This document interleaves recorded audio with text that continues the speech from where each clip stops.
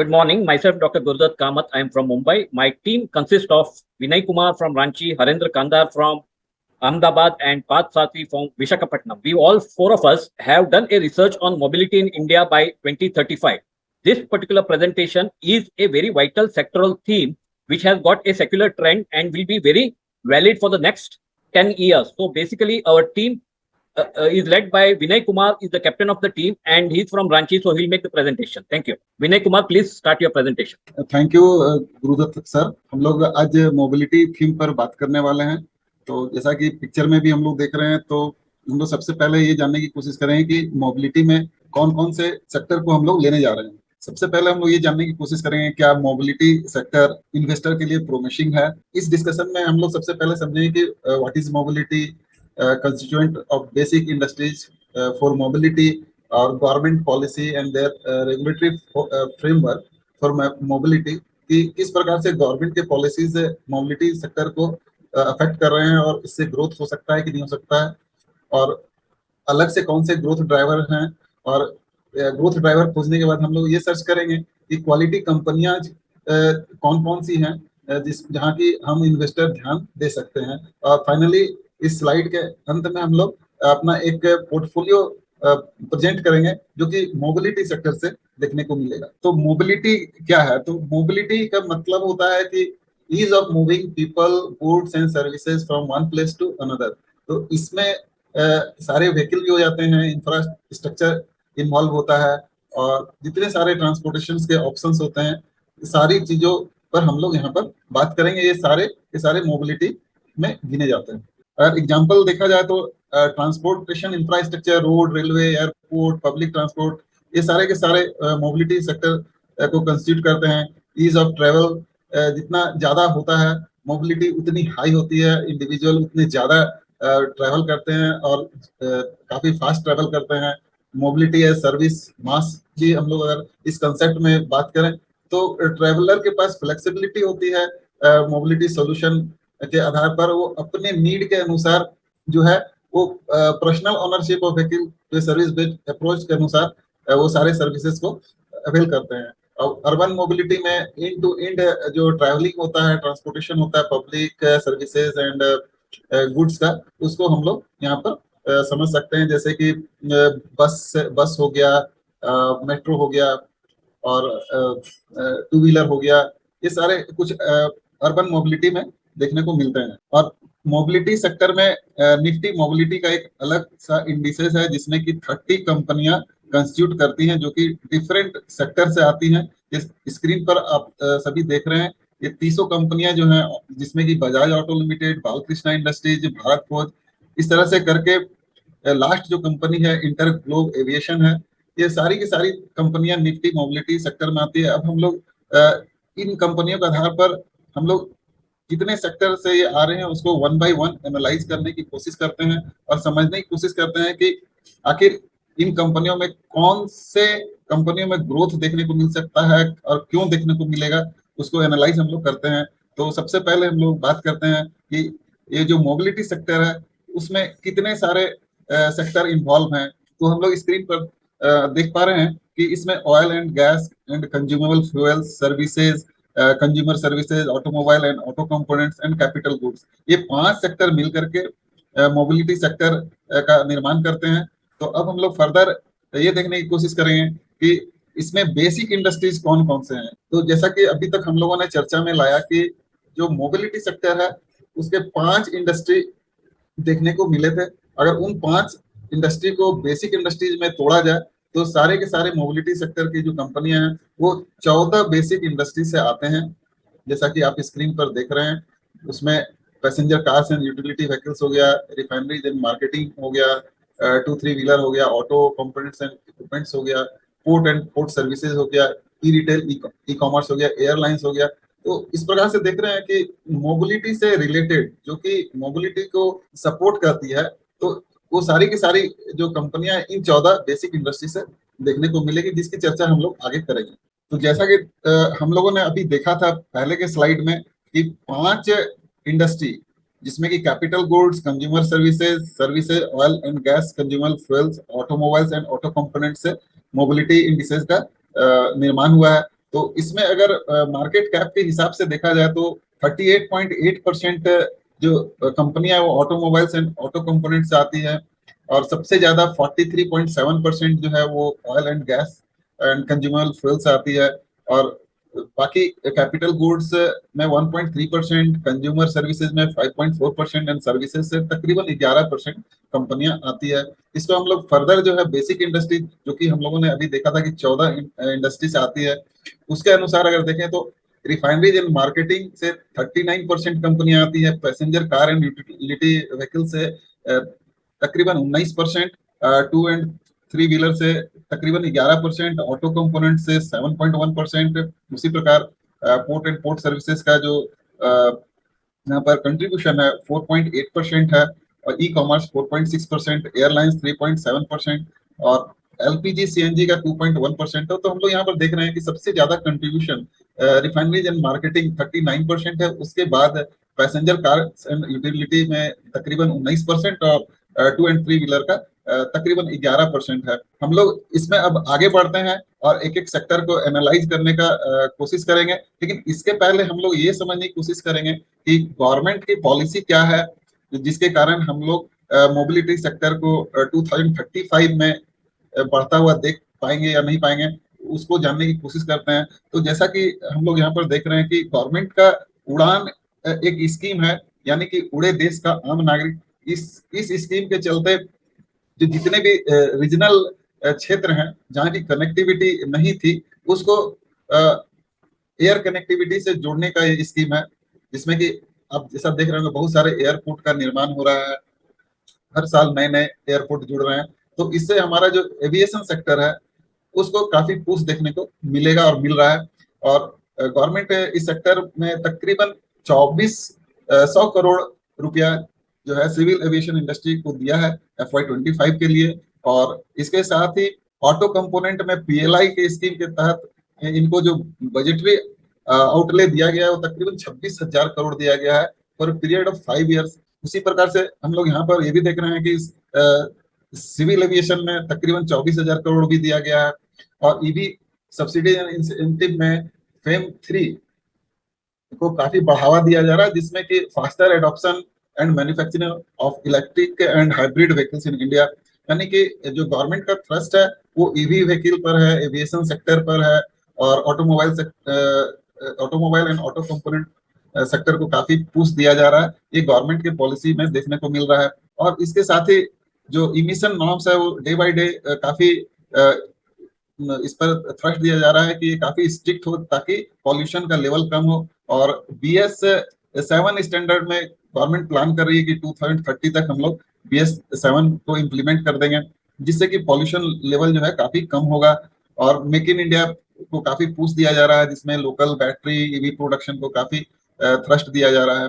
और कुछ स्टेट्स हैं जैसे कि दिल्ली, महाराष्ट्र, कर्नाटका, जो कि ईवी सेगमेंट में काफी लीड कर रहे हैं, वो काफी आगे हैं अन्य स्टेट के कंपेरिजन में। तो हम लोग उम्मीद करेंगे कि बाकी स्टेट भी इस प्रकार की लीडिंग आने वाले समय में देखने को मिलेगा। उसी प्रकार से ऑयल एंड गैस पॉलिसी का भी गवर्नमेंट ने क्लियर कट गाइडलाइन इशू किया हुआ है, जिसमें कि LNG infrastructure and fuel transition policy लाया गया है, जिसमें कि ग्रीन एनर्जी को बढ़ावा देने के लिए LNG व्हीकल्स को प्रमोट किया जा रहा है।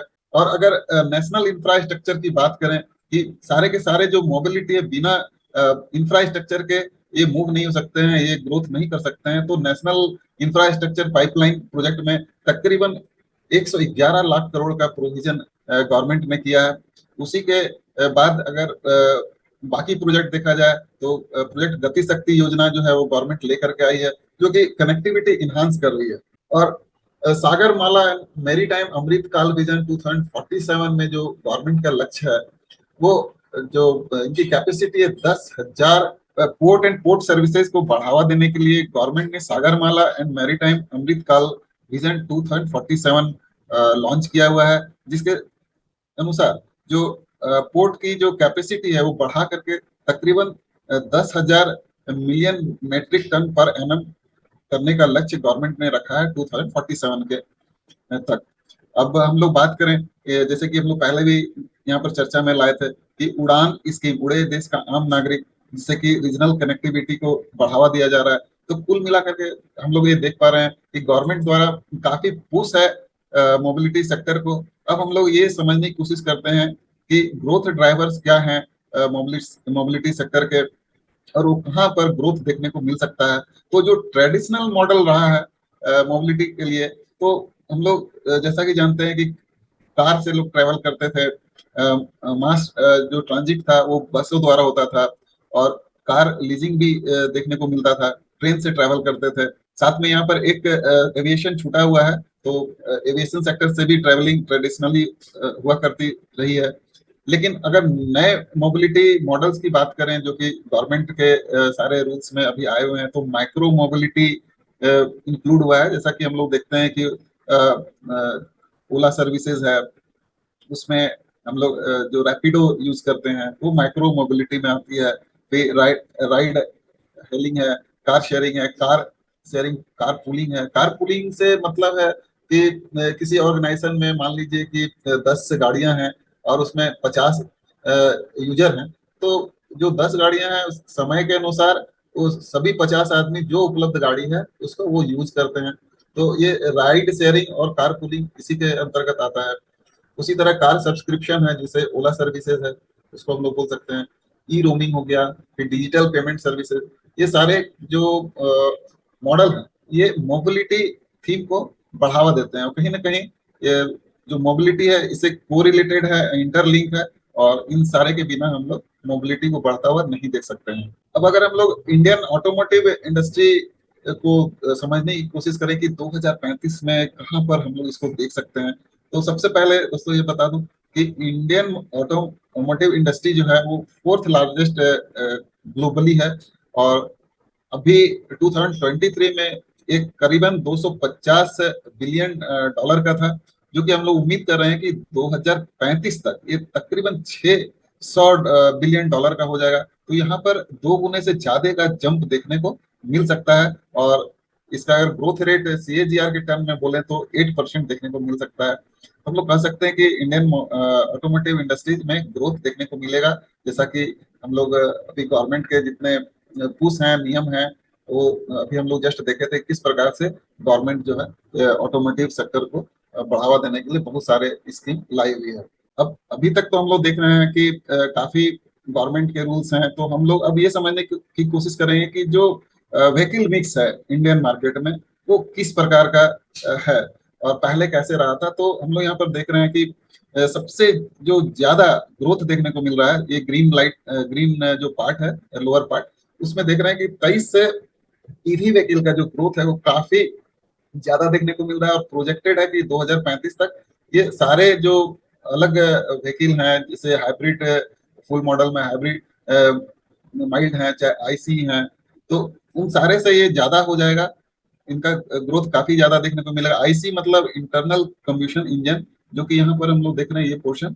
इस ग्राफ को देख के ये साफ साफ समझ में आ रहा है कि ग्रोथ हम लोगों को देखने को मिलेगा इलेक्ट्रिक व्हीकल में, और आईसी का कंट्रीब्यूशन मोबिलिटी में कम नहीं होने जा रहा है। वो गाड़ियां भी रहेंगी आईसी की, लेकिन सबसे ज्यादा जो गाड़ी रहेगी वो इलेक्ट्रिक व्हीकल की देखने को मिलेगी।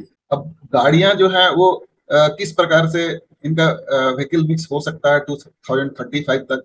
तो अगर हम लोग 2015 में बिकने वाली गाड़ियों को देखें फोर व्हीलर में, तो एसयूवी 2015 में 16% गाड़ियां बिकती थी, जो कि 2023 में बढ़ करके 42% हो गया। उसी प्रकार हैचबैक जो गाड़ियां होती थी वो 2015 में 41% हुआ करती थी, जो कि अब घट करके 29% हो गया। तो इस प्रकार से दोस्तों हम लोग ये देख रहे हैं कि जो एसयूवी का जो पेनिट्रेशन है वो मोबिलिटी में ज्यादा देखने को मिल रहा है, ग्रोथ उसमें ज्यादा देखने को मिल रहा है फोर व्हीलर में। तो कहीं ना कहीं जो लोगों का जो इंटरेस्ट है वो एसयूवी व्हीकल में ज्यादा देखने को मिल रहा है। इसलिए हम लोग देख रहे हैं कि बाकी के जो सेगमेंट है, hatchback, sedan, personal vehicle, van, इनका जो डिग्रोथ देखने को मिल रहा है, लेकिन जो एसयूवी है उसमें काफी ज्यादा ग्रोथ देखने को मिल रहा है। तो आने वाले समय में जो कंपनियां एसयूवी में ज्यादा अच्छा कर रही हैं उन कंपनियों में काफी ग्रोथ देखने को मिलेगा। अब हम लोग और भी गवर्नमेंट के डेटा को एनालाइज करने की कोशिश करते हैं और समझने की कोशिश करते हैं कि आने वाले समय में क्या हो सकता है। तो यहाँ पर जो हम लोग ग्राफ देख रहे हैं, तो ये इंटरनल कम्बशन इंजन जो है, आप ये लाइन देख रहे हैं तो इनका जो ग्रोथ है बहुत ज्यादा देखने को नहीं मिल रहा है, वो लगभग लगभग हॉरिजेंटली चल रहा है। तो अभी इसके पहले वाले स्लाइड में भी हम लोगों ने देखा था कि आईसी इंजन जो है वो मार्केट में तो रहेगा लेकिन बहुत ज्यादा ग्रोथ नहीं मिलेगा, और सेम चीज यहाँ पर भी देखने को मिल रहा है। लेकिन वहीं पर ईवी की बात करें तो ईवी में जो अभी जस्ट ग्रोथ आना शुरू हुआ है, और कन्वर्शन की बात करें यानी कि लोग पेट्रोल डीजल ये सब व्हीकल छोड़ करके ईवी अडॉप्ट कर रहे हैं, तो उसका ग्रोथ देखिए दोस्तों, ये डॉटेड लाइन में एक काफी ज्यादा है। मतलब कहीं ना कहीं जो गवर्नमेंट का विजन है कि हम लोग 2030 तक ज्यादा से ज्यादा ईवी व्हीकल मोबिलिटी में लाएंगे, तो यहाँ पर एक ग्राफ से यही समझ देखने को मिल रहा है कि वो गवर्नमेंट का जो विजन है यहाँ पर फुलफिल होता हुआ दिख रहा है, और लोग अडॉप्ट कर रहे हैं, इलेक्ट्रिकल व्हीकल को ज्यादा प्रेफरेंस दे रहे हैं। अब हम लोग बात करते हैं दोस्तों कि जो गवर्नमेंट का विजन है और जो हम लोग ग्रोथ एक्सपेक्ट कर रहे हैं, क्या वो वाहन पोर्टल से उसको कोरिलेट करके हम लोग देख सकते हैं कि सही में वो विजन फुलफिल हो रहा है या नहीं। तो यहाँ पर जो डेटा देख रहे हैं दोस्तों, वो हमने वाहन पोर्टल से लिया है। तो हम लोग देख रहे हैं कि 2021 में जो टोटल व्हीकल व्हीकल काउंट था वो तकरीबन 1.89 करोड़ था, जो कि आज 39.02 करोड़ हो चुका है। तो यहाँ पर हम लोग देख रहे हैं कि व्हीकल काउंट तो काफी ज्यादा बढ़ा है। अब बात करते हैं प्रोजेक्शन की कि क्या हो सकता है इस ग्रोथ रेट के हिसाब से आने वाले समय में।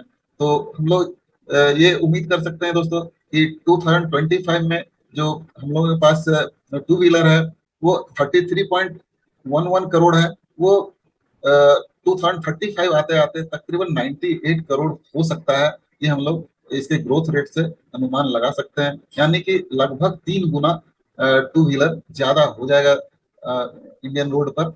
उसी प्रकार अगर थ्री व्हीलर के ग्रोथ की बात करें तो हम लोग देख रहे हैं कि 2025 में 2.3 करोड़ है, जो कि 7 करोड़ होने की संभावना है। तो यहाँ पर भी हम लोग 3 टाइम्स का ग्रोथ देख सकते हैं 2035 तक। वहीं फोर व्हीलर जो है अभी 8.1 करोड़ है, जो कि 2035 आते आते 24 करोड़ होने की संभावना है अभी के ग्रोथ रेट के हिसाब से। तो हम लोग कुल मिलाकर कह सकते हैं कि टू व्हीलर हो, थ्री व्हीलर हो या फोर व्हीलर हो, इनकी संख्या जो है वो लगभग 3 गुनी हो जाएगी, ऐसा वाहन पोर्टल के डेटा को एनालाइज करने से पता चल रहा है।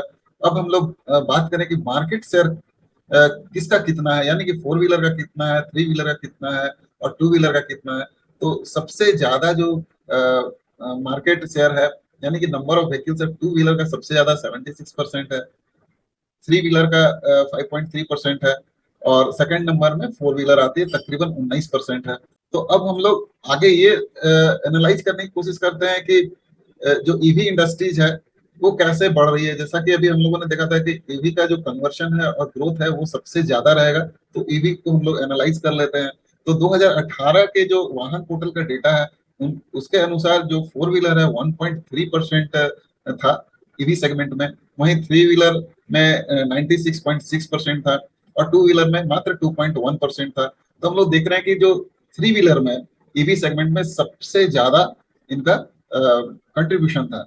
लेकिन वहीं पर अगर हम लोग बात करें 2022 की, तो हम लोग देख रहे हैं कि ईवी सेगमेंट में 2022 में अगर फोर व्हीलर की बात करें तो वो 4.2% हो गया है पूरे मार्केट में, वहीं थ्री व्हीलर 38.8% हो गया है, और टू व्हीलर भी इसका भी कंट्रीब्यूशन आधा से ज्यादा हो चुका है।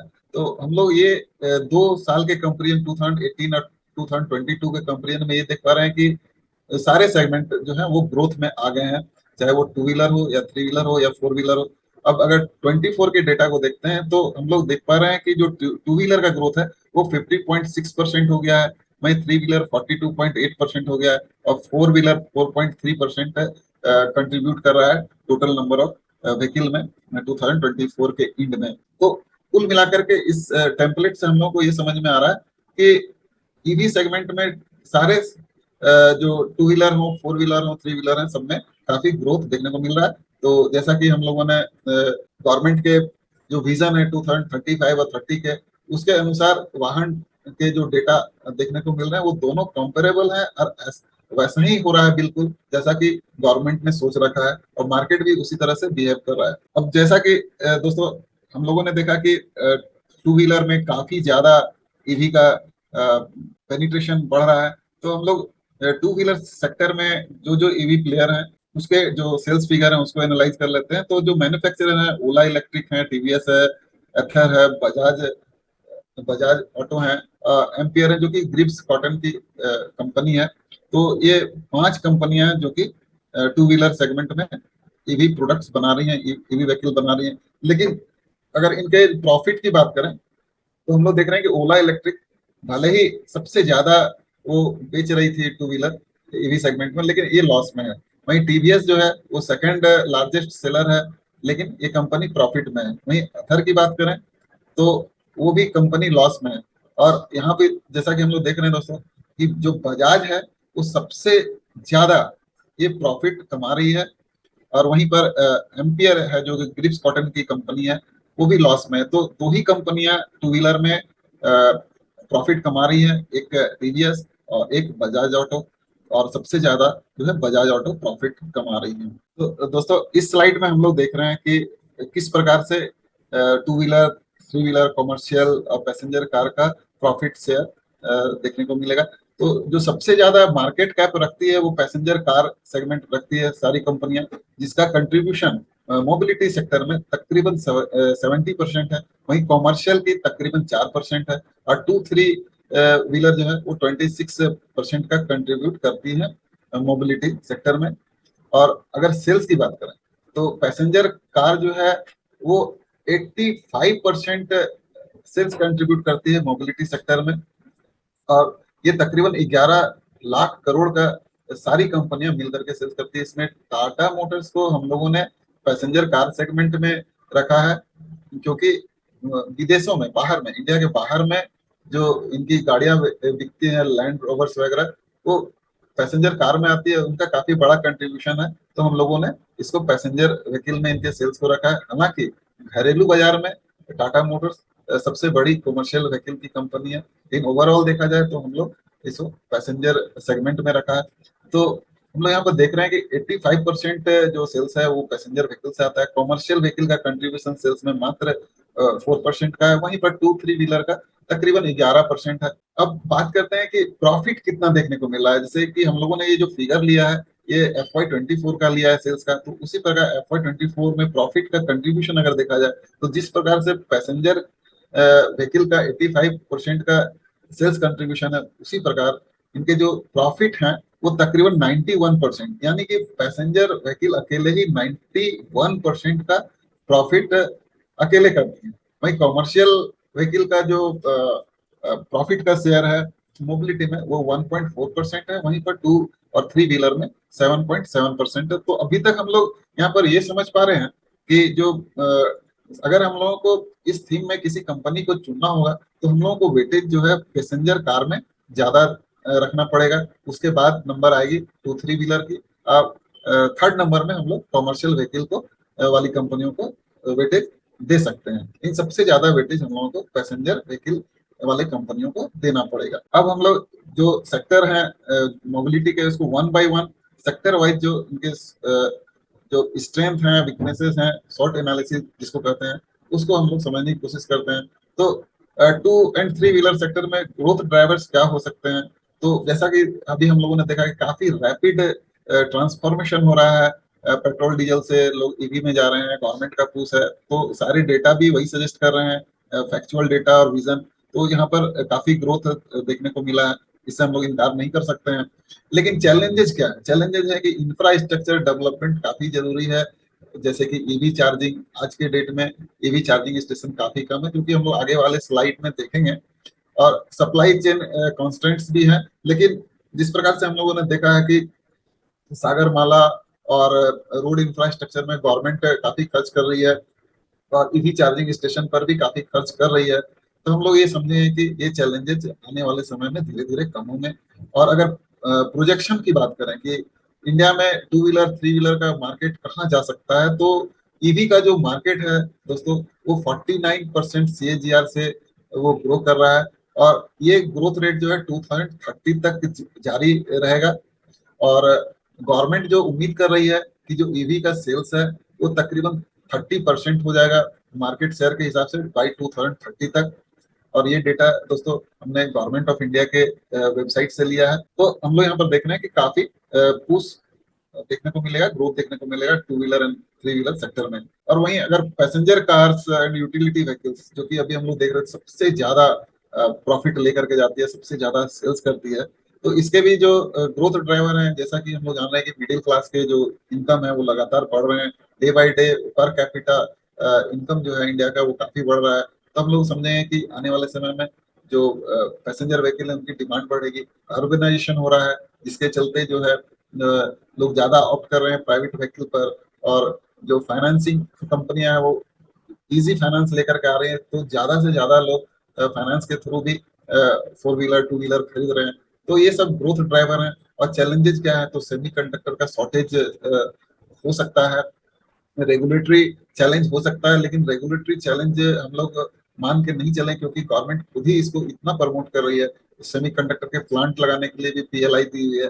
तो ये चैलेंजेस आने वाले समय में कम होते हुए देखेंगे। तो हम लोग ये समझें कि ईवी के जो ग्रोथ है वो अभी से भी ज्यादा देखने को मिलेगा। और अगर passenger car and utility vehicle के जो ग्रोथ रेट की बात करें, तो ये एक्सपेक्टेड है कि ये 8 से 10% CAGR के रेट से देखने को मिल सकता है। और ईवी व्हीकल का जो पेनिट्रेशन होगा passenger car and utility vehicle में बाय 2030, वो तकरीबन 20 से 25% हो सकता है।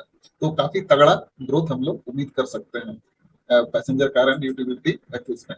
अब कॉमर्शियल व्हीकल के ग्रोथ ड्राइवर है, उस पर भी बात कर लें, तो इस तरह से ई कॉमर्स काफी ग्रो कर रहा है। उसमें लोग देख रहे हैं कि ऑनलाइन लोग परचेज करते हैं, तो उसमें जो लॉजिस्टिक कंपनियां हैं उनका काफी कंट्रीब्यूशन हो जाता है इन सारे बिजनेस को चलाने के लिए। इवन हमारे जो कॉमर्शियल एक्टिविटी बढ़ रहे हैं, वो रोड इंफ्रास्ट्रक्चर बढ़ रहा है, तो transportation, goods transportation, service transportation, इन सब का डिमांड बढ़ रहा है। तो यहाँ पर हम लोग ग्रोथ देखेंगे। लास्ट माइल जो डिलीवरी सॉल्यूशन है वो लॉजिस्टिक कंपनियां दे रही है, तो वो कहीं ना कहीं कॉमर्शियल व्हीकल के जो ग्रोथ है उसको वो इम्प्रूव करेंगे। और अगर कंट्रीब्यूशन की बात करें कि ये सेक्टर जो है कमर्शियल व्हीकल का वो कितना कंट्रीब्यूट कर रहा है, तो ये 7.3% टू जीडीपी है 2023 में देखने को मिला था। और ये काफी मिलियंस ऑफ जॉब को ये सपोर्ट कर रहे हैं। चैलेंजेस क्या है, चैलेंजेस फ्यूल प्राइस जो है इनकी वॉलेटिलिटी काफी ज्यादा है, लेकिन कहीं ना कहीं जो फ्यूल की वॉलेटिलिटी है उससे जो मोबिलिटी है वो कहीं पर रिस्ट्रिक्ट नहीं होने जा रही है, क्योंकि मोबिलिटी जब चल रही है तभी हम लोग मूव ऑन कर रहे हैं। तो ये काफी बड़ा चैलेंज नहीं है। रेगुलेटरी चैलेंजेस हो सकते हैं जो कि समय के साथ कम होंगे, सप्लाई चेन कंस्ट्रेंट्स हो सकते हैं, खास करके सेमीकंडक्टर को लेकर के। तो गवर्नमेंट सेमीकंडक्टर में भी पुश दे रही है, तो वो भी समय के साथ चैलेंज कम हो सकता है और होगा भी, हम लोग पूरे विश्वास के साथ कर सकते हैं। अब बात करते हैं कि प्रोजेक्शन, ये सेक्टर किस ग्रोथ रेट से बढ़ सकता है, तो ये एक्सपेक्टेड है कि ये कमर्शियल व्हीकल का जो सेगमेंट है वो 7 to 9% CAGR के रेट से ग्रोथ दिखा सकता है। और इसका कारण है कि जो अल्टरनेटिव ग्रीन फ्यूल है, CNG LNG, ये काफी मतलब कॉस्ट इफेक्टिव है, तो इनका एडॉप्शन ज्यादा हो रहा है। तो कमर्शियल व्हीकल में भी हम लोग ग्रोथ देखेंगे आने वाले समय में। वहीं बात करें दोस्तों पोर्ट्स एंड पोर्ट सर्विसेज में, जैसा कि आप लोग यहाँ पर पिक्चर में भी देख रहे हैं कि ये गवर्नमेंट जो अलग अलग योजनाएं बना रही है, पोर्ट इंफ्रास्ट्रक्चर को बढ़ावा दे रही हैं, क्योंकि हम लोग मैन्युफैक्चरिंग हब बनते जा रहे हैं। जैसे जैसे मैन्युफैक्चरिंग हब बनेगा तो पोर्ट सर्विसेज की भी डिमांड काफी आने वाले समय में बढ़ सकती है, इससे हम लोग इनकार नहीं कर सकते हैं। इंडिया के जो कोस्ट लाइन है वो तकरीबन 7,500 किलोमीटर है, काफी बड़ा ये कोस्ट लाइन है, जिसमें कि 12 मेजर पोर्ट्स हैं और 14,500 किलोमीटर का इनका वाटरवेज है। तो हम लोग जो जितने भी सामान ट्रांसपोर्ट करते हैं उसमें 95% जो ट्रेड होता है बाय वॉल्यूम वो through port and port services ही होता है। तो काफी बड़ा कंट्रीब्यूशन है पोर्ट एंड पोर्ट सर्विसेज का इंडिया में। और जिस प्रकार से मैन्युफैक्चरिंग एक्टिविटी बढ़ रहा है, हम लोग इसमें भी काफी ग्रोथ देखेंगे। और इसको आत्मनिर्भर भारत से अगर जोड़ करके देखा जाए और PLI से, आने वाले समय में ये सेक्टर काफी ग्रोथ दिखा सकता है। तो ग्रोथ ड्राइवर तो हम लोग बात कर ही चुके हैं, और इसका प्रोजेक्शन लगाएं तो इंडिया में ये तकरीबन $250 बिलियन का जो मैरीटाइम डेवलपमेंट फंड है इसको दिया गया शिप बिल्डिंग रिपेयर इंडस्ट्री को, तो कहीं ना कहीं गवर्नमेंट का जो विजन है पोर्ट एंड पोर्ट सर्विसेज को बढ़ाने का, वो उसको जस्टिफाई करता हुआ देखने को मिल रहा है। अब आते हैं एयरलाइन सेक्टर की, तो ग्रोथ ड्राइवर क्या हो सकता है। तो जैसा कि अभी हम लोगों ने पिछले स्लाइड्स में डिस्कशन में लाया था कि उड़ान स्कीम है, उड़े देश का आम नागरिक, इसके थ्रू जितने रिमोट एरिया के रीजनल कनेक्टिविटी जो कनेक्टेड नहीं थे, पहले वर्षों से कनेक्टेड नहीं थे, उनको गवर्नमेंट ने इस स्कीम के तहत कनेक्टिविटी बढ़ाने का लक्ष्य रखा है। और हर साल नए नए एयरपोर्ट टीयर 2 टीयर 3 सिटी में आ रहे हैं। और इसकी ग्रोथ की बात करें तो जो ऑपरेशनल एयरपोर्ट थे इंडिया में, वो 2014 में मात्र 74 थे, जो कि 2024 यानी कि पिछले 10 साल में ये मोर देन डबल हो गए, 157 हो गए। तो यहाँ पर हम लोग एयरपोर्ट में काफी ग्रोथ देख रहे हैं, और एयरपोर्ट में ग्रोथ आएगा तो ये लाजमी है कि जो एयरलाइन सर्विसेज हैं वो इनका बिजनेस बढ़ेगा। और कितने पैसेंजर जो हैं वो एयरलाइन सेक्टर को अवेल कर रहे हैं, तो 2024 में जो गवर्नमेंट का रिकॉर्ड है उसमें 376 मिलियन पैसेंजर ट्रेवल किए थे, और उसमें जो है 306 मिलियन डोमेस्टिक पैसेंजर थे और बाकी इंटरनेशनल पैसेंजर थे। और इंडिया जो है third largest domestic aviation market है, और इनका जो एविएशन सेक्टर है वो काफी ग्रोथ दिखा रहा है, और ये 15% ईयर ऑन ईयर ग्रोथ दिखा रहा है। और अभी 2-3 महीना पहले ही दोस्तों न्यूज में हम लोग देखे थे कि एक कंपनी जो है वो 500 एयरबस का ऑर्डर दी है यूएस की कंपनी को अगले 10 सालों के लिए, अपने जो डिमांड है उसको फुलफिल करने के लिए। तो कंपनियां आगे बढ़ के इतने बड़े बड़े ऑर्डर दे रहे हैं, जो वर्ल्ड के अब तक के सबसे बड़े बाय ऑर्डर हैं प्लेन के। तो कंपनियां भी ग्रोथ देख रही है तभी इतना इन्वेस्ट कर रही है। और अभी दोस्तों दो या तीन दिन पहले ही हम लोगों ने अभी न्यूज में सुना था कि जो इंडिगो कंपनी है इंडिया की नंबर 1 कंपनी बन गई मार्केट कैप के हिसाब से। तो ऐसा क्यों हुआ?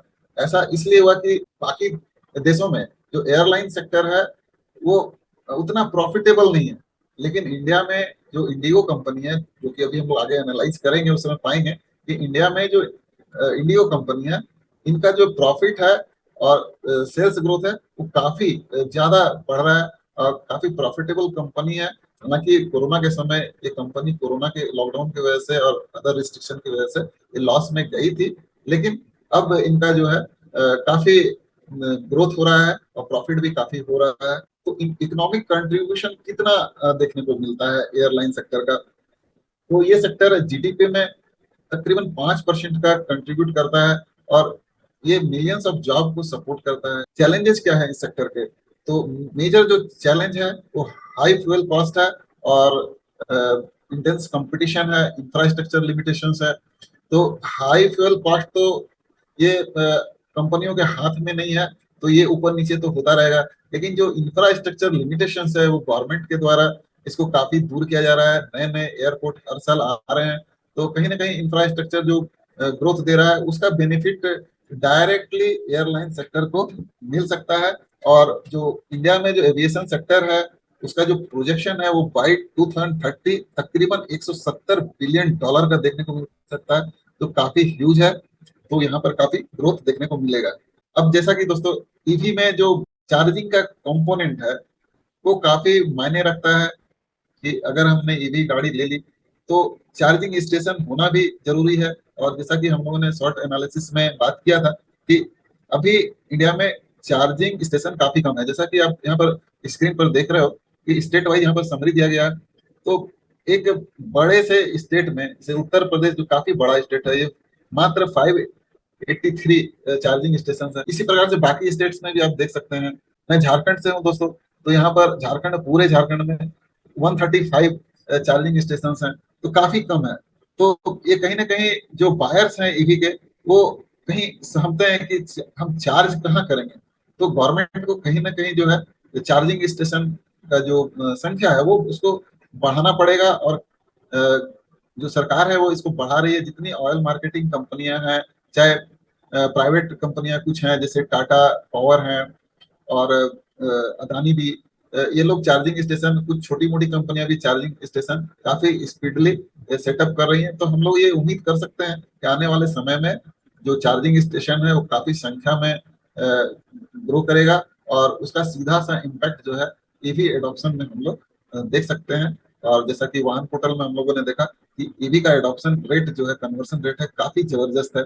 तो हम लोग कुल मिलाकर के अभी हम लोग बात करें दोस्तों, तो इस सेक्टर में ग्रोथ होना ही होना है, इससे हम लोग इनकार नहीं कर सकते हैं, क्योंकि गवर्नमेंट का इसमें पीएलआई के रूप में, इंफ्रास्ट्रक्चर डेवलपमेंट के रूप में, उड़ान योजना के रूप में, और इनके जो सागरमाला प्रोजेक्ट हैं, डिफरेंट सारे जो विजन है गवर्नमेंट के, वो इस सेक्टर को बढ़ावा देने में लगे हुए हैं। और गवर्नमेंट बढ़ावा क्यों ना दे, जब तक मोबिलिटी सेक्टर डेवलप नहीं करेगा कोई भी कंट्री डेवलप नहीं कर सकता है।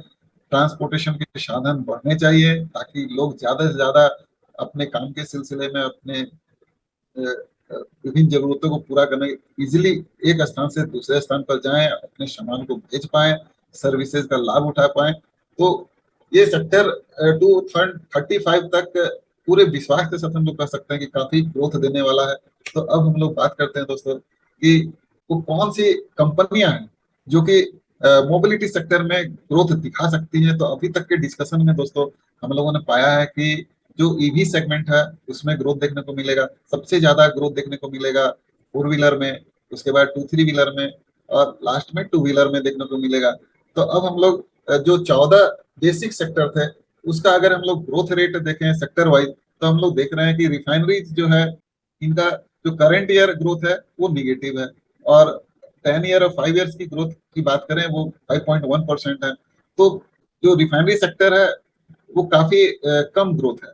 लेकिन वहीं पर पैसेंजर व्हीकल की ग्रोथ की बात करें तो यहाँ पर करंट ईयर ग्रोथ तकरीबन 19% है। वही 10 ईयर 5 ईयर्स की ग्रोथ की बात करें तो ये तकरीबन 9% है।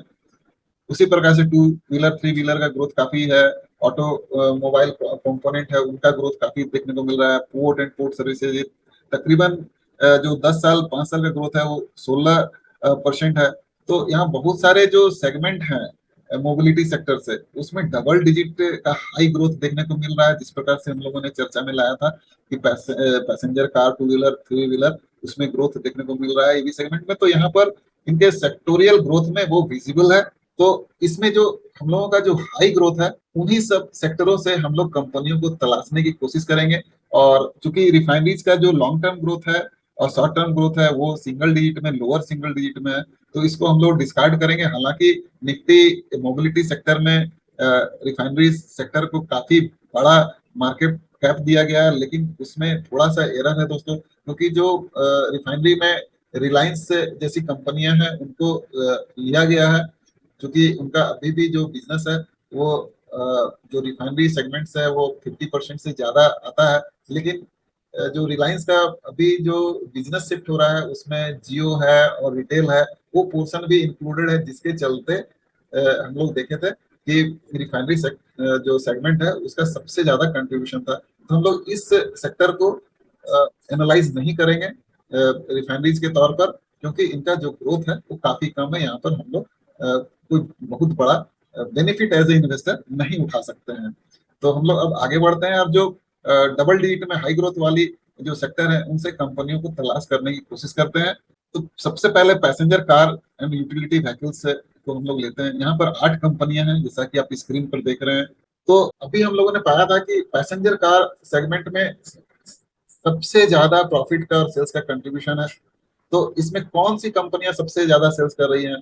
तो यहाँ पर देखिए दोस्तों, ये टाटा मोटर्स, ये तकरीबन 4.37 लाख करोड़ का ये सेल्स करती है। वहीं मार्केट कैप इनका कितना है? 2,41,000 करोड़ का है। और वहीं पर मारुति की बात करें दोस्तों, तो मारुति का जो सेल्स है वो मात्र 1,41,858 है, जबकि मार्केट कैप इसको तकरीबन 3.62 लाख करोड़ का मिल रहा है। तो ऐसा क्यों हो रहा है ये हम लोग आगे समझेंगे फर्दर एनालाइज करके। तो हम लोग यहाँ पर इस एनालिसिस में हम लोग 2 कंपनियां ही निकालेंगे जो कि passenger cars and utility vehicles में सबसे अच्छा काम कर रही है उसके अनुसार। तो यहाँ पर सेल्स देखिए दोस्तों कि जो टाटा मोटर्स है वो, इनका जो सेल्स है उसमें कंट्रीब्यूशन 55% है। वहीं मारुति का जो कंट्रीब्यूशन है वो तकरीबन 18%, M&M का भी तकरीबन 18% है, हुंडई का तकरीबन 9% और फोर्स मोटर वो 1% से कम का सेल्स कंट्रीब्यूशन पूरे passenger cars and utility vehicle sector में करती है। अब आते हैं कि प्रॉफिट कितना करती है। तो टाटा मोटर्स जो है वो यहाँ पर देख रहे हैं कि 50% जो प्रॉफिट है वो टाटा मोटर्स अकेले ले जाती है। तो यहाँ पर एक बात मैं ध्यान में दिलाना चाहता हूँ कि यहाँ पर जो विदेश से, जो फॉरेन कंट्री से जो फोर व्हीलर जो बिकती है उसका भी कंट्रीब्यूशन यहाँ पर लिया गया है। इसलिए टाटा मोटर्स अकेले 50% का प्रॉफिट शेयर यहाँ करने में कामयाब हो रही है और सेल्स में भी कामयाब हो रही है। वहीं पर मारुति जो है, मारुति और M&M ये तकरीबन 13,488 करोड़ और 12,270 करोड़ का प्रॉफिट कमाती है। तो यहाँ पर हम लोग क्या देख रहे हैं कि जो टॉप 3 कंपनियां हैं कॉमर्शियल, सॉरी, यहाँ पर हम लोग क्या देख रहे हैं दोस्तों कि जो टॉप 3 कंपनियां हैं passenger cars and utility vehicles में, वो टाटा मोटर्स, मारुति और M&M है, चाहे वो हम सेल्स में लें या प्रॉफिट में लें। तो अब हम लोग जानने की कोशिश करेंगे कि इन कंपनियों में कौन सी कंपनी सबसे ज्यादा अच्छी है।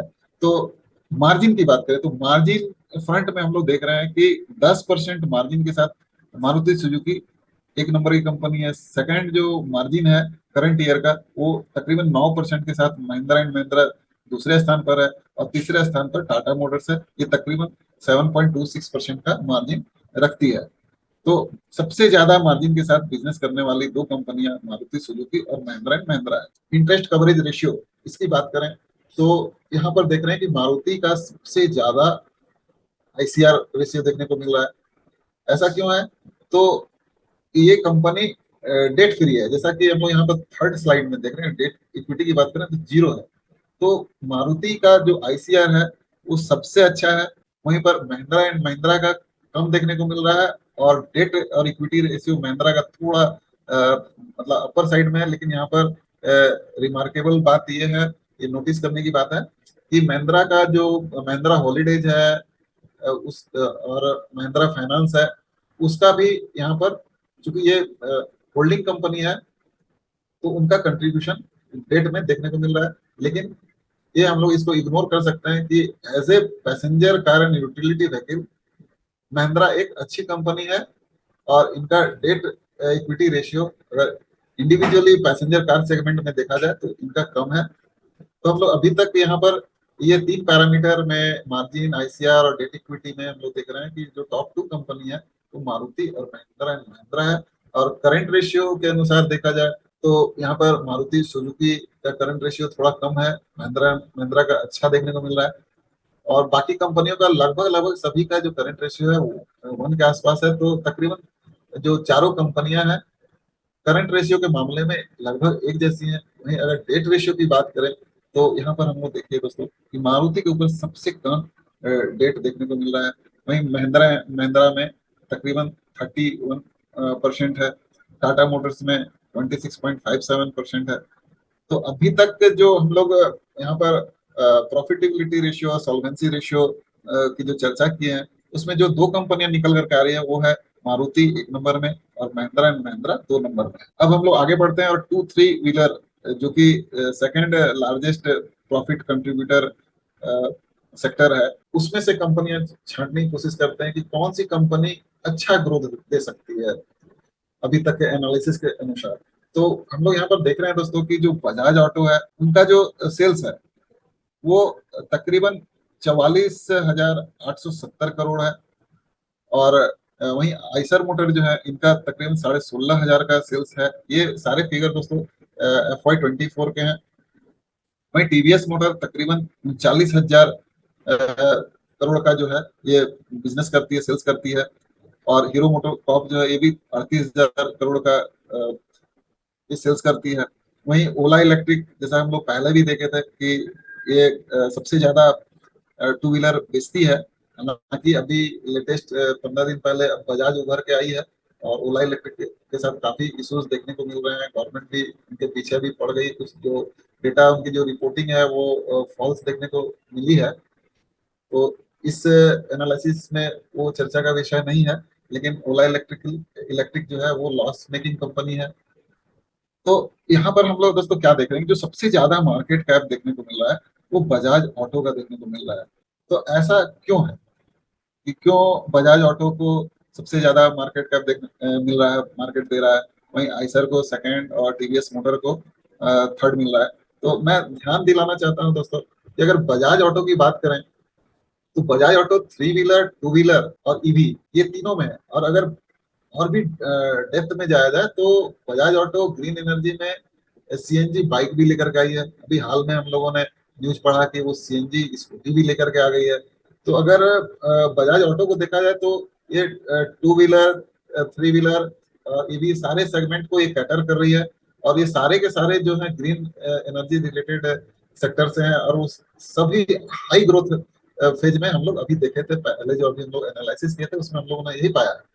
वहीं पर अगर आइसर मोटर की बात करें तो आइसर मोटर का जो सेगमेंट है वो थोड़ा मतलब स्पेसिफिक है। और इस सेगमेंट में वो हैवी बाइक लेकर के आते हैं, जो कि बाकी जो बाइक बनाने वाली कंपनियां उनसे काफी अलग है। जो उनका रॉयल एनफील्ड बुलेट है वो मार्केट में अलग अपना प्रेजेंस रखता है।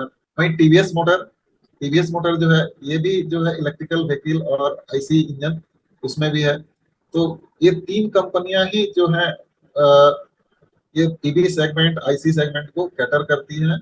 और काफी अच्छा इनका सेल्स भी है।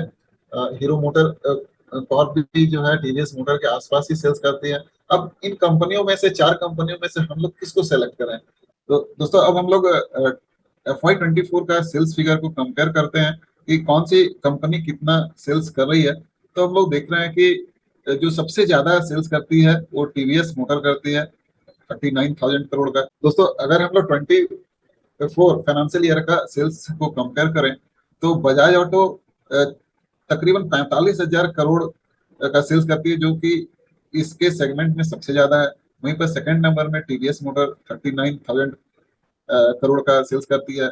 और हीरो मोटर कॉर्प जो है वो 38 करोड़ का सेल्स करती है। तो जो टॉप थ्री कंपनियां हैं सेल्स के मामले में, बजाज ऑटो, टीवीएस और हीरो मोटो कॉर्प है।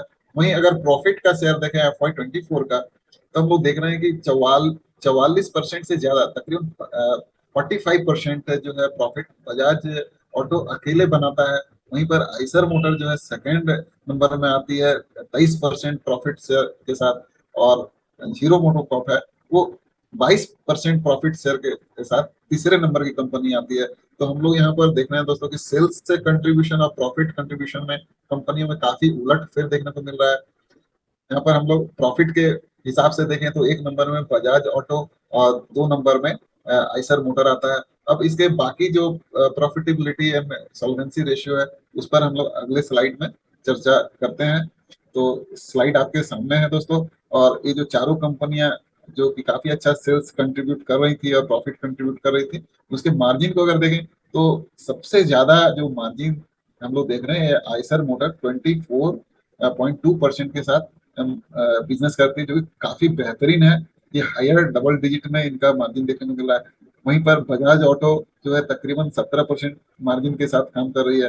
तो यहाँ पर मार्जिन जो हम लोग देख रहे हैं दोस्तों वो दो कंपनियों में सबसे ज्यादा है, आइसर मोटर और बजाज ऑटो। जैसा कि हम लोगों ने पिछले स्लाइड में देखा था कि आइसर का जो सेल्स कंट्रीब्यूशन है वो कम है, लेकिन प्रॉफिट कंट्रीब्यूशन में सेकंड नंबर की कंपनी है। ये ऐसा क्यों है?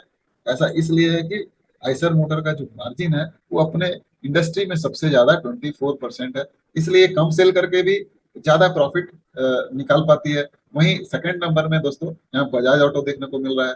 और वहीं पर इंटरेस्ट कवरेज रेशियो की बात करें तो बजाज ऑटो का 140 के आसपास है, जो कि काफी बेहतरीन है। और सेकंड नंबर में आइसर मोटर आती है जिसका आईसीआर रेशियो 73% है। तो अभी हम लोगों ने मार्जिन फ्रंट, प्रॉफिट फ्रंट और आईसीआर फ्रंट में जो दो कंपनियां निकल करके सामने आ रही है वो बजाज ऑटो और आइसर मोटर आ रही है। अब डेट रेशियो की बात कर लें तो बजाज ऑटो का जो डेट रेशियो है वो मात्र 9.35 है। वहीं आइसर का 0.56% है और हीरो मोटो कॉर्प का 1.52% है। लेकिन हम लोग हीरो मोटो कॉर्प को यहाँ पर जगह नहीं देंगे, क्योंकि जो मार्जिन फ्रंट और आईसीआर फ्रंट पर हीरो मोटो कॉर्प कहीं भी कम्पीट नहीं कर रही है। वहीं अगर करंट रेशियो की बात करें तो बजाज ऑटो, टीवीएस मोटर और आइसर मोटर, इनका जो करंट रेशियो है वो नियर अबाउट 1 के आसपास है। वहीं हीरो मोटोकॉर्प का बेहतरीन है, 1.46 है, लेकिन बाकी पैरामीटर में हम लोग हीरो मोटोकॉर्प को नहीं आता हुआ देखे हैं, इसलिए अभी हम लोग इसको साइड करके चलेंगे। और डेट इक्विटी के हिसाब से देखा जाए तो बजाज ऑटो में सबसे कम डेट देखने को मिल रहा है, ये तकरीबन 13% है। वहीं टीवीएस मोटर में सबसे ज्यादा डेट देखने को मिल रहा है, और यही कारण है दोस्तों कि हम लोगों ने देखा था कि टीवीएस मोटर काफी तगड़ा सेल्स करती है, लेकिन प्रॉफिट निकालने के मामले में फिसड्डी हो जाती है। अगर हम लोग पीछे वाले स्लाइड में देखें तो यहाँ पर आप लोग देखिए, ये तकरीबन 39,000 करोड़ का सेल्स करती है, लेकिन प्रॉफिट कितना निकालती है दोस्तों? मात्र 1780 करोड़ का ये प्रॉफिट निकाल पाती है। वहीं आइसर मोटर जो है वो काफी कम सेल्स करती है in comparison to TVS motor, लेकिन प्रॉफिट देखिए ये 4,000 करोड़ के आसपास निकाल पाती है। और यही कारण है दोस्तों कि आइसर मोटर जो कम बिजनेस करती है उसको मार्केट कैप ज्यादा दे रहा है टीवीएस मोटर के कंपेरिजन में। तो अभी तक हम लोगों ने जो देखा दोस्तों कि जो प्रॉफिटेबिलिटी रेशियो है, सॉल्वेंसी रेशियो है, उसके आधार पर जो दो कंपनियां आती है टू थ्री व्हीलर में, वो एक नंबर में बजाज ऑटो और दूसरे नंबर में आइसर मोटर, इन दो कंपनियों पर हम लोग नजर रख सकते हैं। अब आते हैं दोस्तों पोर्ट एंड पोर्ट सर्विसेज में। तो इसमें हम लोग यहाँ पर 6 कंपनियां देख रहे हैं, और इनके जो सेल्स एंड प्रॉफिट मार्जिन और मार्केट कैप के फिगर को यहाँ पर हम लोग देख पा रहे हैं। तो इसमें जो सेल्स है, वो सबसे ज्यादा जो सेल्स कंट्रीब्यूट करती है वो अदानी पोर्ट, जो तकरीबन 84% अकेले ही वो सेल्स करती है, तकरीबन 27,000 करोड़ का ये सेल्स करती है। और सेकंड नंबर की जो कंट्रीब्यूटर है वो जेएसडब्ल्यू इंफ्रा है, वो तकरीबन 12% का वो सेल्स में कंट्रीब्यूशन करती है। अब हम लोग FY24 के इनके प्रॉफिट जो आए हैं उनका शेयर कितना है वो देखने की कोशिश करते हैं। तो अदानी पोर्ट अकेले 80% का प्रॉफिट पूरे सेक्टर से निकाल करके ले जाती है। वहीं जो दूसरे नंबर की कंपनी है वो जेएसडब्ल्यू इंफ्रा है, जो तकरीबन 12% का प्रॉफिट शेयर पूरे जो सेगमेंट है पोर्ट सर्विसेज में वो निकाल करके ले जाती है।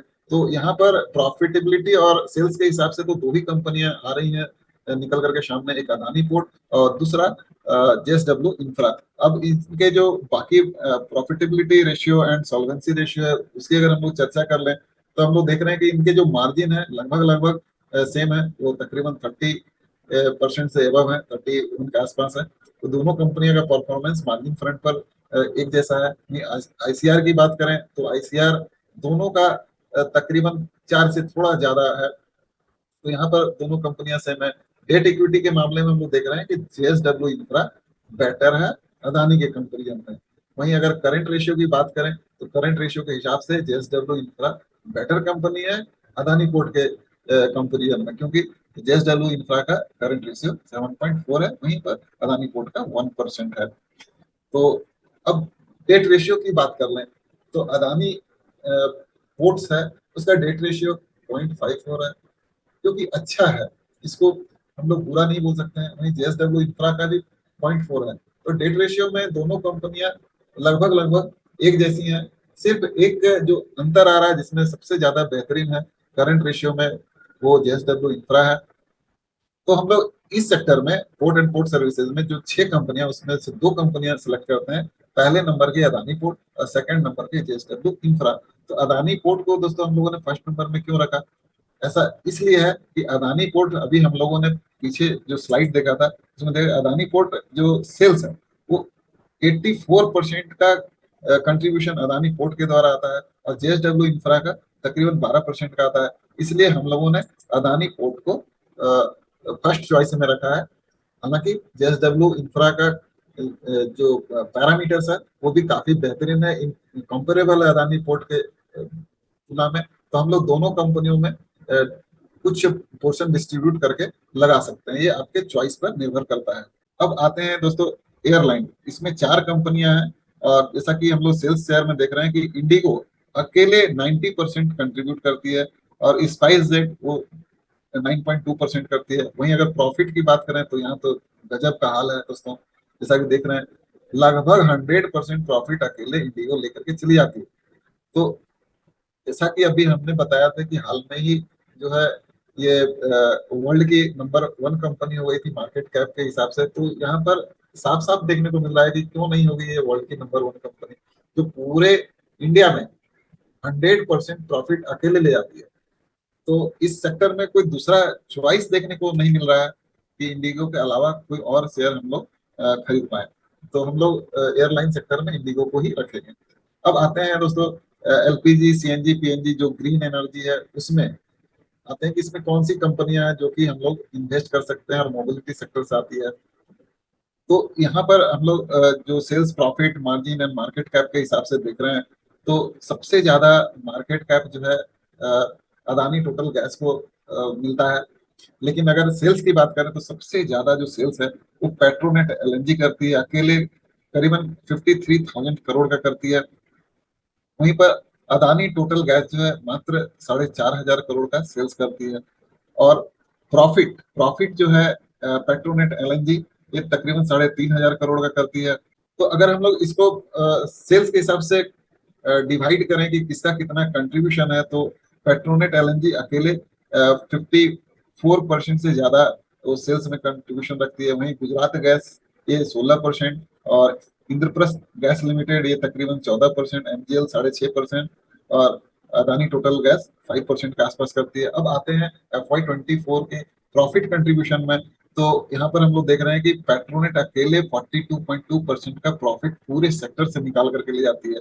वहीं दूसरी नंबर की जो कंपनी है वो आईजीएल है जो कि 20% का प्रॉफिट निकाल करके ले जाती है पूरे सेक्टर से। और थर्ड नंबर की कंपनी एमजीएल है और फोर्थ नंबर की गुजरात गैस लिमिटेड है। तो हम लोग पेट्रोनेट और आईजीएल जो कि सबसे ज्यादा प्रॉफिट लेकर के चलती है इस पर हम लोग ध्यान देंगे।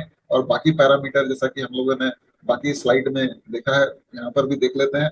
तो मार्जिन फ्रंट पर हम लोग देख रहे हैं कि सबसे ज्यादा जो मार्जिन है एमजीएल महानगर गैस लिमिटेड ये तकरीबन 21% मार्जिन के साथ काम करती है। वहीं पर अदानी टोटल गैस जो है वो 15% मार्जिन के साथ काम करती है। और थर्ड जो कंपनी है वो 12.5% प्रॉफिट के साथ आईजीएल ये मार्जिन पर काम करती है। तो पहले नंबर की company MGL, second Adani total gas और थर्ड आईजीएल है मार्जिन के हिसाब से। लेकिन आईसीआर के हिसाब से अगर देखा जाए तो पेट्रोनेट का आईसीआर सबसे ज्यादा अच्छा 4 देखने को मिल रहा है। वहीं पर एमजीएल और आईजीएल का जो आईसीआर रेशियो है वो 1 के आसपास है। अब आते हैं दोस्तों डेट इक्विटी की रेशियो को कंपेयर करके देख लेते हैं कि क्या होता है। तो डेट इक्विटी में हम लोग देख रहे हैं कि इस सेक्टर में सबसे ज्यादा जो डेट है वो अदानी टोटल गैस लिमिटेड पर है और डेट फ्री कंपनी एमजीएल और आईजीएल है। और पेट्रोनेट और गुजरात गैस भी ऑलमोस्ट ये डेट फ्री कंपनी है जैसा हम लोग यहाँ पर इनके डेट इक्विटी रेशियो से देख रहे हैं। वहीं पर अगर करंट रेशियो की बात करें तो करंट रेशियो के हिसाब से सबसे अच्छी कंपनी जो निकल करके सामने आ रही है वो पेट्रोनेट एलएनजी है। अब आते हैं दोस्तों डेट इक्विटी रेशियो पर। तो यहाँ पर देख रहे हैं पेट्रोनेट एलएनजी का डेट रेशियो 0.28 है जो कि अपने सेक्टर में सबसे कम है। तो इन सारे जो पैरामीटर्स हैं इसके अनुसार हम लोग जो है इस सेक्टर से सिर्फ एक ही कंपनी चुनेंगे वो है पेट्रोनेट। क्योंकि पेट्रोनेट अकेले सबसे ज्यादा इनका सेल्स है वो 54% से ज्यादा देखने को मिल रहा है। तो हम लोग अपने एनालिसिस में दोस्तों सबसे ज्यादा सेल्स को तवज्जो देते हैं कि जो कंपनी सबसे ज्यादा बिजनेस करती है उनके बाकी के पैरामीटर से अच्छे रहते हैं। तो जो ज्यादा सेल्स करने वाली कंपनी है उसको हम लोग अपने पोर्टफोलियो में जगह दे सकते हैं। तो आप दोस्तों एक क्वेश्चन यहाँ पर आपके मन में आ रहा होगा कि हमने यहाँ पर एक कंपनी ही क्यों ली, 2 कंपनी क्यों नहीं लिया। तो हम लोगों ने पहले के स्लाइड में दोस्तों देखा था कि जो इसका जो कंट्रीब्यूशन है मोबिलिटी सेक्टर में वो काफी कम है। और इस जो ये जो सेक्टर है एलपीजी सीएनजी इसमें गवर्नमेंट रेगुलेशन आए दिन जो है चेंज होते रहते हैं और खास करके ये पॉलिटिकली मोटिवेटेड सेक्टर है कि कभी गवर्नमेंट कहीं पर कोई ड्यूटी लगा दी, कभी इसके दाम कम कर दिए। तो ये गवर्नमेंट पॉलिसी से इसके प्राइस में काफी चेंज होते रहता है। तो हम लोग यहाँ पर अपना जो कंपनियों का सिलेक्शन है वो बेस्ट वन पर ही लिमिट करेंगे और इस पर वेटेज भी हम लोग काफी कम रखेंगे जैसा कि हम लोग आगे देखेंगे कि कितना वेटेज रखना है। अब हम लोग अगले स्लाइड पर पढ़ते हैं। और अगला जो स्लाइड है दोस्तों इसमें ई रिटेल और ई कॉमर्स है जिसमें कि टोटल 14 कंपनियां हैं जैसा कि हम लोग यहाँ पर देख रहे हैं कि जो फर्स्ट 2 कंपनी है वो जोमेटो स्विगी है। अब अगर सेल्स की बात करें तो सेल्स यहाँ पर देखिए दोस्तों ये अनडिस्प्यूटेड दो ही कंपनियां हैं जो इस सेक्टर में टोटल सेल्स को कंट्रीब्यूट करी। पहली जो है जोमेटो 55%, स्विगी 45%। तो ये दोनों कंपनियां अकेले ही पूरे सेक्टर के सेल्स को ले जाती हैं, तो बाकी कंपनियों पर हम लोग ध्यान नहीं देंगे। अब बात करते हैं प्रॉफिट का। तो जोमेटो जो है वो प्रॉफिटेबल हो चुका है। पहले ये भी कंपनी लॉस में निकल करके सामने आ रहा है। सेल्स और प्रॉफिट के आधार पर वो हम लोगों का जोमेटो देखने को मिल रहा है। हालांकि हम लोग इसके मार्जिन और आईसीआर को भी देख लें तो हम लोग देख रहे हैं कि जोमेटो काफी नॉमिनल मार्जिन लगभग 3% पर काम करे। वहीं पर स्विगी का जो मार्जिन है वो निगेटिव में चल रहा है। वहीं आईसीआर रेशियो जो है दोनों कंपनियों का वो अच्छा नहीं है। हालांकि ये अभी इमर्जिंग सेक्टर है, इसलिए इस सेक्टर में प्रॉफिट के आधार पर हम लोग जोमेटो को लेकर के चलेंगे। और डेट इक्विटी रेशियो में हम लोग देख रहे हैं कि जोमेटो ज्यादा कंफर्टेबल पोजीशन में है। और करंट रेशियो में दोनों कंपनियां लगभग समान है। और डेट इक्विटी में भी कंपनियां का जो रेशियो है वो लगभग समान है, यहाँ पर हम लोग देख रहे हैं। तो प्रॉफिटेबिलिटी और सेल्स के हिसाब से हम लोग अनडिस्प्यूटेड लीडर जो है जोमेटो उसको यहाँ पर कंसिडर करेंगे, अपने पोर्टफोलियो में जगह देंगे। अब दोस्तों हम लोग auto component and equipment manufacturer जो कंपनियां उसको देखते हैं, तो यहाँ पर ढेर सारी कंपनियां हैं, 130 कंपनियां हैं।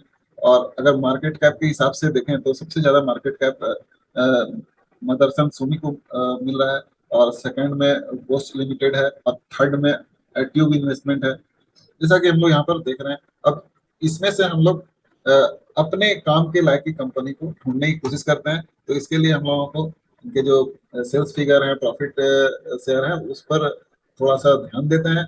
तो यहाँ पर हम लोग देख रहे हैं दोस्तों कि अगर FY24 का सेल्स लिया जाए तो मदरसन सुमी जो है वो तकरीबन 99,000 करोड़ का बिजनेस करती है अकेले। और बाकी कंपनियां का जो कंट्रीब्यूशन है सेल्स में वो सिंगल डिजिट में है। एकमात्र कंपनी है मदरसन सुमी जिसका डबल डिजिट में देखने को मिल रहा है। और अगर 1 और 2 पोजीशन में सेल्स के मामले में बात करें तो सेकंड नंबर की कंपनी ट्यूब इन्वेस्टमेंट आती है। और थर्ड में एक्साइड इंडस्ट्रीज है, फिर यूनो मिंडा है। तो हम लोग ट्यूब इन्वेस्टमेंट को नहीं लेंगे क्योंकि ये होल्डिंग कंपनी है। और वहीं पर बोस्ट को भी हम लोग नहीं लेंगे, ये एमएनसी है। तो एमएनसी का बिजनेस काफी ग्रोथ नहीं देता है। तो हम लोग ऐसी कंपनी को लेंगे जो कि एमएनसी नहीं हो, इंडियन बेस्ड मल्टीनेशनल कंपनी हो और प्रॉफिट अच्छा करती हो। तो FY24 के प्रॉफिट को अगर देखें तो हम लोग देख रहे हैं कि जो 20% प्रॉफिट है वो मदरसन सुमी अकेले लेकर के जाता है। सेकंड नंबर में बॉस आती है जिसको हम लोग कंसिडर नहीं करेंगे। और वहीं पर थर्ड नंबर में ट्यूब इन्वेस्टमेंट है, वो होल्डिंग कंपनी है, इसलिए उसको हम लोग कंसिडर नहीं करेंगे। अब हम लोग करंट रेशियो के हिसाब से अगर समझने की कोशिश करें तो यहाँ पर हम लोग देख रहे हैं सोना BLW जो है उसका करंट रेशियो 2.12 है, काफी बेहतरीन है। और मदरसन सुमी जो है जिसे कि हम लोग संवर्धना मदरसन सुमी भी आजकल उसको नाम दे दिया गया है, उसका 0.97 है। तो सोना BLW का जो करंट रेशियो है वो बेहतरीन देखने को मिल रहा है। अब हम लोग मार्जिन फ्रंट पर बात करते हैं तो हम लोग यहाँ पर देख रहे हैं कि जो पहले नंबर की कंपनी जिसका सबसे ज्यादा मार्जिन है वो सोना BLW है।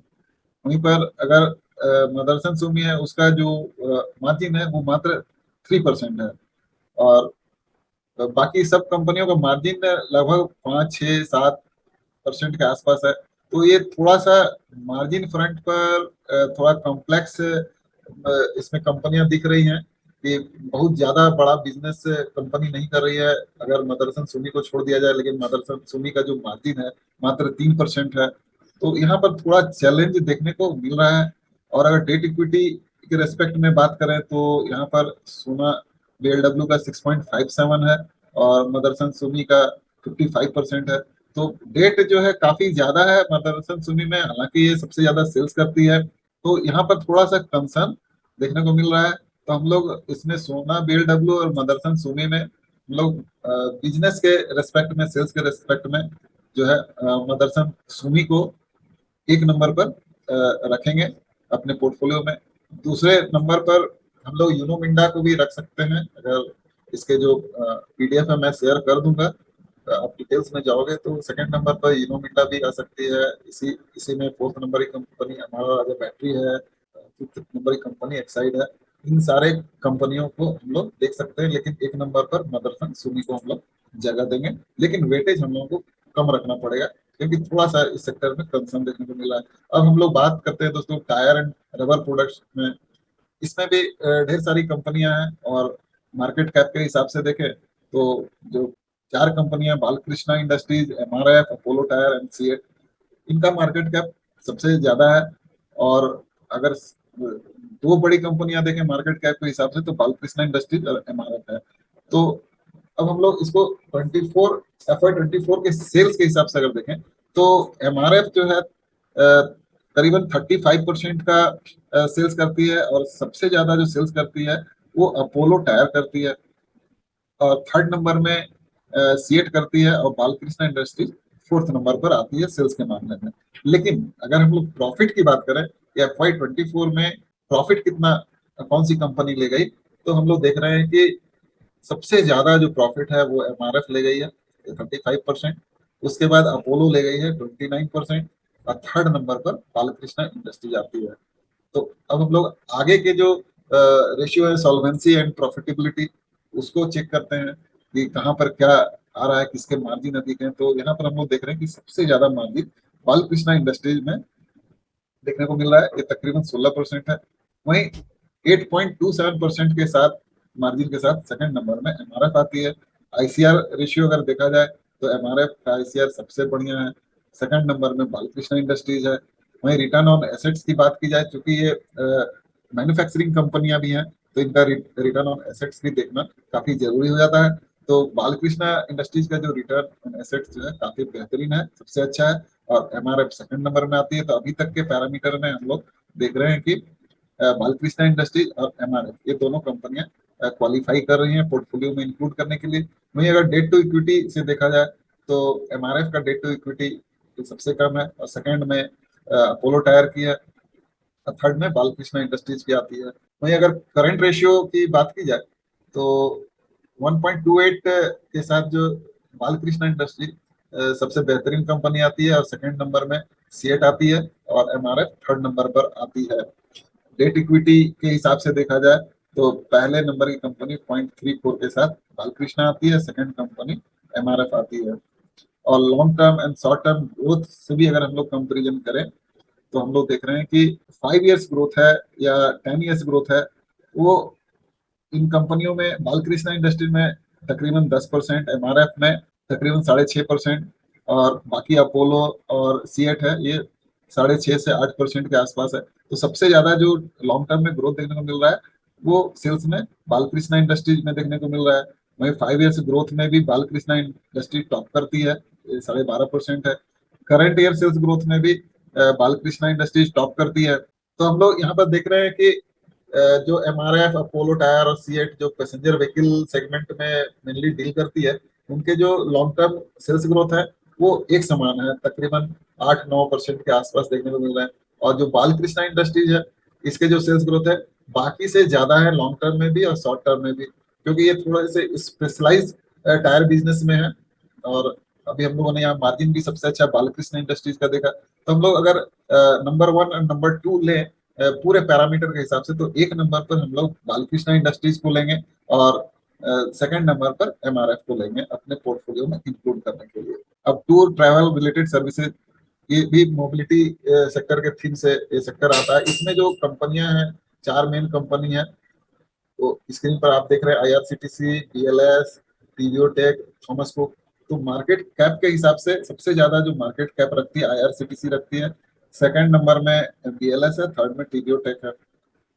वहीं अगर सेल्स देखा जाए तो सबसे ज्यादा जो सेल्स करती है वो थॉमस कुक करती है, तकरीबन 50%। वहीं आईआरसीटीसी 29% का सेकंड नंबर में है, और बीएलएस थर्ड नंबर पर है। अब हम लोग इसको कंपेयर करते हैं FY 24 के प्रॉफिट के हिसाब से कि कौन सी कंपनी कितना प्रॉफिट निकाल पाती है। अभी हम लोगों ने देखा कि थॉमस कुक सबसे ज्यादा सेल्स करती है, लेकिन प्रॉफिट के मामले में हम लोग देख रहे हैं कि ये मात्र 14% का प्रॉफिट निकाल पाती है, जबकि बिजनेस 50% करती है पूरे सेक्टर में। वहीं अगर आईआरसीटीसी की बात करें तो ये 58.2% का प्रॉफिट अकेले निकाल पाती है, मतलब सबसे ज्यादा जो प्रॉफिट है आईआरसीटीसी लेकर के निकलती है बाहर। जबकि आईआरसीटी का जो सेल्स है वो कंट्रीब्यूट करता है मात्र 29%, लेकिन प्रॉफिट का शेयर 58% है। तो यहाँ पर हम लोग इन दो आंकड़ों के आधार पर तो ये समझ ही पा रहे हैं कि आईआरसीटीसी बाकी कंपनियों से बेहतरीन है। लेकिन बाकी के पैरामीटर को भी हम लोग चेक कर लेते हैं कि बाकी के पैरामीटर किस हिसाब से हम लोगों को क्या सजेस्ट कर रहे हैं। तो आईआरसीटीसी की अगर मार्जिन की बात करें तो ये 26% मार्जिन के साथ सबसे हाईएस्ट मार्जिन पर ऑपरेट करती है। वहीं बीएलएस जो है तकरीबन 19.5% के मार्जिन के साथ सेकंड नंबर की कंपनी है। आईसीआर रेशियो से बात करें तो फर्स्ट जो कंपनी आती है आईआरसीटीसी आती है, सेकंड जो है वो बीएलएस आती है। वहीं अगर डेट इक्विटी की बात करें तो सबसे ज्यादा डेट जो है थॉमस कुक में देखने को मिल रहा है। बाकी तीनों जो कंपनियां हैं वो ऑलमोस्ट डेट फ्री है। रिटर्न ऑन एसेट्स के मामले में आईआरसीटीसी का काफी अच्छा है 18.24, वहीं बीएलएस का 20.17% है। डेट रेशियो इसमें जो है सबसे कम डेट रेशियो बीएलएस का है, वहीं आईआरसीटीसी का 0.5 है। तो बाकी कंपनियों का भी जो डेट रेशियो है यहाँ हम लोग थॉमस कुक में देख रहे हैं ज्यादा है, टीवीओ टेक में 0.5 है यानी 50% है।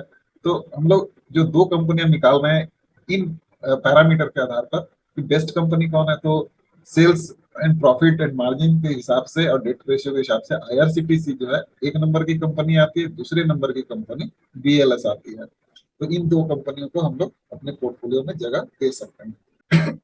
तो दोस्तों अभी तक हम लोगों ने जो मेन कंस्टिट्यूएंट थे मोबिलिटी सेक्टर के, उन कंपनियों को ग्रोथ के हिसाब से हम लोगों ने एनालाइज किया और ढेर सारे कंपनियों को हम लोगों ने निकाला, उनके निकाला, बाहर निकाला। अब उन सारे कंपनियों को हम लोग अपने पोर्टफोलियो में जगह देने की कोशिश करते हैं। तो हम लोगों ने जो पैसेंजर व्हीकल में जो स्टॉक चुना था वो मारुति सुजुकी था और महिंद्रा एंड महिंद्रा था, जो कि दोनों की automobile and auto component sectors आती है पैसेंजर कार्स एंड व्हीकल्स में। और सबसे ज्यादा जो सेल्स और प्रॉफिट था वो इसी सेगमेंट से था, तो हम लोग सबसे ज्यादा इसमें वेटेज भी देंगे। तो इन दो कंपनियों को हम लोगों ने यहाँ पर जगह दिया है, मारुति सुजुकी और महिंद्रा एंड महिंद्रा को। और वेटेज जो दिया है मारुति सुजुकी को हम लोगों ने ज्यादा दिया है, क्योंकि इनका जो प्रॉफिटेबिलिटी रेशियो, प्रॉफिट और मार्केट शेयर इनका ज्यादा अच्छा था। तो हम लोग इसको 21% का वेटेज देंगे और महिंद्रा एंड महिंद्रा को 18% का वेटेज देंगे। वहीं हम लोगों ने जो सर्विसेज सेक्टर में जो कि basic industry port and port services से आती है, उसमें अदानी पोर्ट को हम लोग जगह देंगे। यहाँ पर हम लोग दो कंपनी लेकर के आए थे, एक अदानी पोर्ट और एक जेएसडब्ल्यू इंफ्रा। लेकिन हम लोगों को चूंकि मोबिलिटी सेक्टर में बेस्ट कंपनियों को जगह देना है, तो हम लोग अदानी पोर्ट को लेकर के आए हैं और इसका जो वेटेज है वो हम लोग 10 का रख रहे हैं। वहीं टाटा मोटर्स जो है हम लोगों ने देखा था कि ये पैसेंजर व्हीकल में 50% का कंट्रीब्यूट कर रही है, लेकिन प्रॉफिट के मामले में और अदर जो सॉल्वेंसी रेशियो में थोड़ा सा वीक थी। लेकिन हम लोगों को कॉमर्शियल व्हीकल में कोई भी स्टॉक वैसा देखने को नहीं मिला था, और टाटा मोटर्स घरेलू बाजार में लीडर है कॉमर्शियल व्हीकल में। इसलिए हम लोग इसको यहाँ पर जगह दे रहे हैं टाटा मोटर्स को, क्योंकि इनके जो 4 व्हीलर सेगमेंट में पैसेंजर व्हीकल में भी ये काफी अच्छा कर रहे हैं। ईवी सेगमेंट में हम लोगों ने देखा था कि ईवी सेगमेंट में जो कन्वर्शन है वो काफी अच्छा है, और टाटा मोटर्स नंबर 1 कंपनी है ईवी सेगमेंट में और कॉमर्शियल व्हीकल में। इसलिए हम लोगों ने टाटा मोटर्स को भी जगह दिया है। हालांकि इनके जो फंडामेंटल से उतने स्ट्रॉन्ग नहीं देखने को मिले थे, इसलिए हम लोगों ने वेटेज इसका 5 रखा है। वहीं जोमेटो हम लोगों ने देखा था कि कंज्यूमर सर्विसेज में जो कि ई रिटेल ई कॉमर्स से आती है, वो काफी तगड़ी कंपनी थी। आधा से ज्यादा बिजनेस जो है जोमेटो और स्विगी ने ले रखा था, लेकिन जोमेटो प्रॉफिटेबल है, इसलिए हम लोगों ने इसको जगह दिया है यहाँ पर अपने पोर्टफोलियो में। इसका जो वेटेज दिया 8% दिया है। वहीं अगर 2-3 व्हीलर सेगमेंट में हम लोगों ने जो कंपनियां निकाली थी वो आइसर, एक नंबर में बजाज ऑटो थी, दूसरे नंबर में आइसर था, तो हम लोगों ने बजाज ऑटो को जगह दिया। इसका जो है वेटेज 14% रखा है।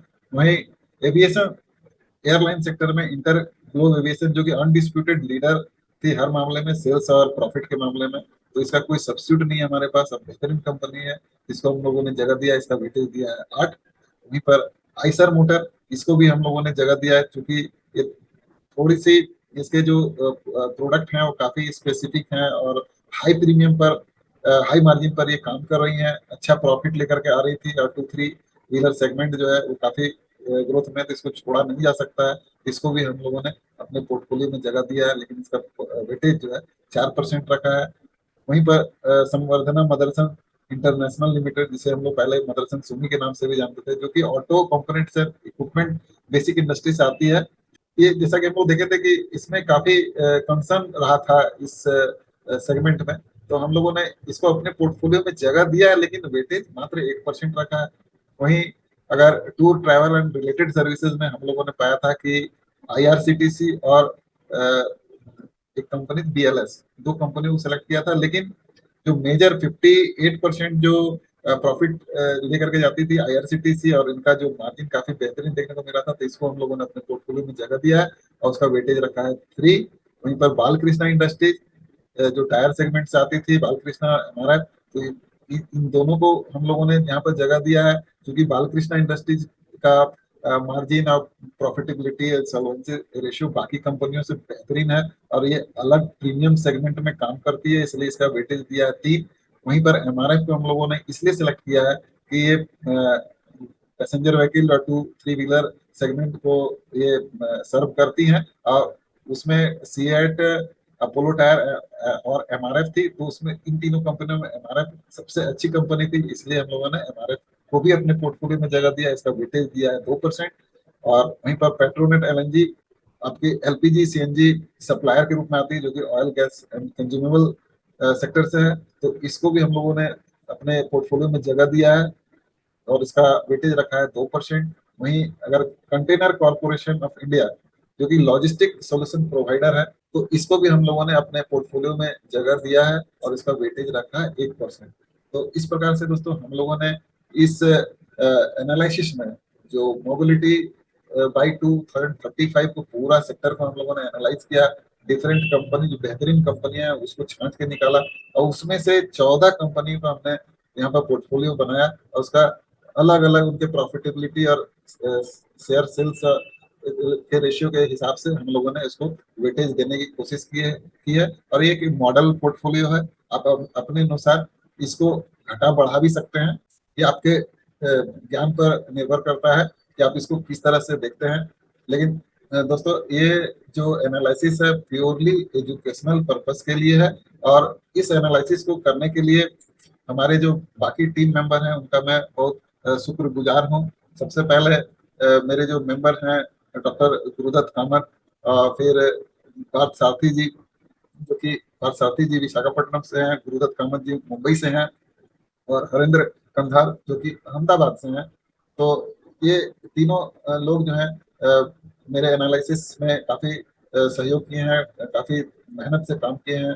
सारे के सारे लोग काफी बिजी हैं, लेकिन टाइम निकाल करके काफी अच्छे से डेटा कलेक्शन किए हैं। और इसमें मैं विशेष रूप से पीयूष भाई को, जो कि हमारे मेंटर हैं, उनको भी धन्यवाद देता हूँ कि उन्होंने, उनके गाइडेंस में हम लोग ये प्रेजेंटेशन दे पाने में सफल हुए हैं।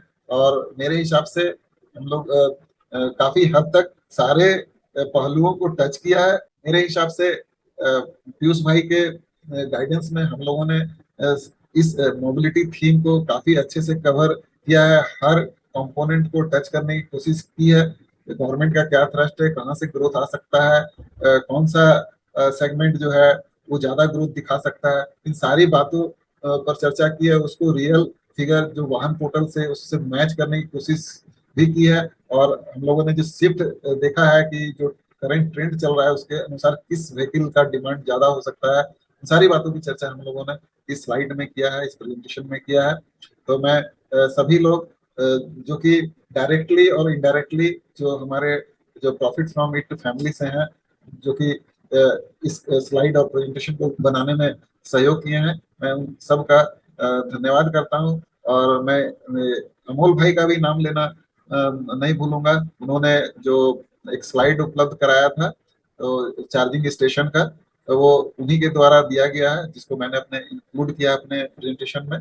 तो मैं सभी लोगों का धन्यवाद देता हूं।